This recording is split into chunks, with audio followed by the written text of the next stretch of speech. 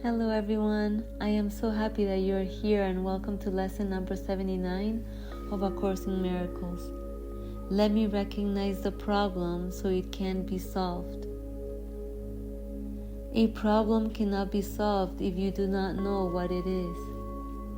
Even if it is really solved already, you will still have the problem because you will not recognize that it has been solved. This is the situation of the world. The problem of separation, which is really the only problem, has already been solved. Yet the solution is not recognized because the problem is not recognized. Everyone in this world seems to have his own special problems, yet they are all the same and must be recognized as one if the one solution that solves them all is to be accepted. Who can see that a problem has been solved if he thinks the problem is something else? Even if he is given the answer, he cannot see its relevance. That is the position in which you find yourself now. You have the answer, but you are still uncertain about what the problem is. A long series of different problems seem to confront you, and as one is settled, the next one and the next arise. There seems to be no end to them. There is no time in which you feel completely free of problems and at peace. The temptation to regard problems as many is the temptation to keep the problem of separation unsolved. The world seems to present you with a vast number of problems, each requiring a different answer. This perception places you in a position in which your problem solving must be inadequate and failure is inevitable. No one could solve all the problems the world appears to hold. They seem to be on so many levels, in such varying forms and with such varied content, that they confront you with an impossible situation. Dismay and depression are inevitable as you regard them. Some spring up unexpectedly, just as you think you have resolved the previous ones.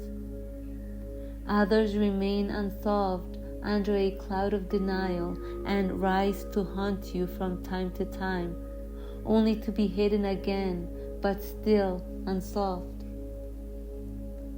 All this complexity is but a desperate attempt not to recognize the problem, and therefore not to let it be resolved.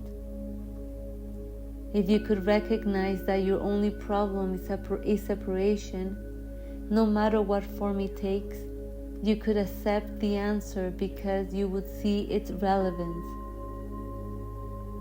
Perceiving the underlying consistency in all the problems that seem to confront you, you would understand that you have the means to solve them all. And you would use the means because you recognize the problem. In our longer practice periods today, we will ask what the problem is and what is the answer to it. We will not assume that we already know. We will try to free our minds of all the many different kinds of problems we think we have. We will try to realize that we have only one problem, which we have failed to recognize. We will ask what it is and wait for the answer. We will be told. Then we will ask for the solution to it, and we will be told. The exercises for today will be successful to the extent to which you do not insist on defining the problem. Perhaps you will not succeed in letting all your preconceived notions go, but that is not necessary. All that is necessary is to entertain some doubt about the reality of your version of what your problems are. You are trying to recognize that you have been given the answer by recognizing the problem, so that the problem and the answer can be brought together and you can be at peace. The shorter practice periods for today will not be set by time, but by need. You will see many problems today, each one calling for an answer. Our efforts will be directed towards recognizing that there is only one problem and one answer. In this recognition are all problems solved. In this recognition there is peace. Be not deceived by the form of problems today. Whenever any difficulty seems to rise, tell yourself quickly, let me recognize this problem so it can be solved. Then try to suspend all judgment about what the problem is. If possible, close your eyes for a moment and ask what it is. You will be heard and you will be answered. Okay, that is lesson number 79 of A Course in Miracles. Let me recognize the problem so it can be solved. Yes, let me recognize that the problem is a matter of illusions, a matter of thoughts that are never there, so that illusions can come to an apparent end. Key word being illusions. And what can illusions be but the unreal, the false identity that never existed? What can illusions be but the body-mind, the separate mind? You know, the one that thinks it was born in time and will die in time. The one who sees himself or herself as separate from God and thus from everyone else. The one that says, I am the doer, I don't see God here. The apparent individual who claims authorship over the body, the one who walks in time completely oblivious to the eternal presence within. That fictitious character is the illusion. And I know how crazy that sounds, yet it is the immutable truth. There is only the eternal presence of God appearing as everything and as everyone. But as long as the body-mind thinks it's in charge, there will appear to be many problems. But as mentioned earlier, can illusions really be a real problem if they are never there? No. Can what doesn't exist ever affect the immaculate presence of the eternal? No. That's why the problem itself is not real, because the problem doesn't lie in truth, but in illusions, in deception. In other words, the problem, which is the ego mind, never began, which means that there is no problem to solve, meaning that everything is solved already because the ego doesn't exist, which means that you, as you imagine yourself to be, is fictitious. There is only one observer, and it is looking through your eyes, and it is looking through mine, and through the eyes of all the sentient beings in the infinite universe. There is no separate individual in truth, only in appearances. There is nobody that's separate and independent from the rest.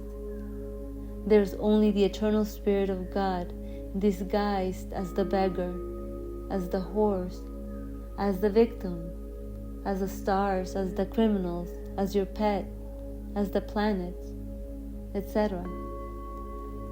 And to deny this unconditional truth in any apparent image is to deny it in yourself, because there is no image nor anybody that can be excluded from the kingdom of heaven. Individuality and separation is only an appearance in the play of duality and time. Eternity has never been affected by illusions, ever, because nothing exists but eternity. That's why the problem has been solved already. And that's what's meant by a problem cannot be solved if you do not know what it is. Even if it really is solved already, you will still have the problem because you will not recognize that it has been solved. This is the situation of the world. The problem of separation, which is really the only problem, has already been solved. Yet the solution is not recognized because the problem is not recognized. Did you catch that? It reads, the problem of separation, which is really the only problem, has already been solved. Yes, because the problem never started. It is a journey that never began, meaning the ego mind never began. The separate individual never began. Separation is only an idea, firmly believed and erroneously shared by all. But how does the illusion of separation and time come to an end? By going within, by ending the search of truth and peace in the external world, and by starting to pay attention to the silence of this present moment, which echoes throughout eternity. That's why in this lesson it asks us to try to free our minds of all the many different kinds of problems we think we have. We will try to realize that we have only one problem, which we have failed to recognize. We will ask what it is and wait for the answer. We will be told. Then we will ask for the solution to it, and we will be told. Yes, free your mind, empty your mind. In other words, soak in the silence of this eternal moment, which is the solution to the illusion of the separate mind. That's why in this lesson it reads, our efforts will be directed toward recognizing that there is only one problem and one answer.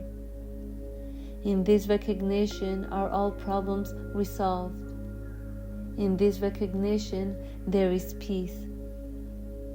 Yes, because in the emptiness of this present moment, the illusion of the separate mind vanishes within eternity.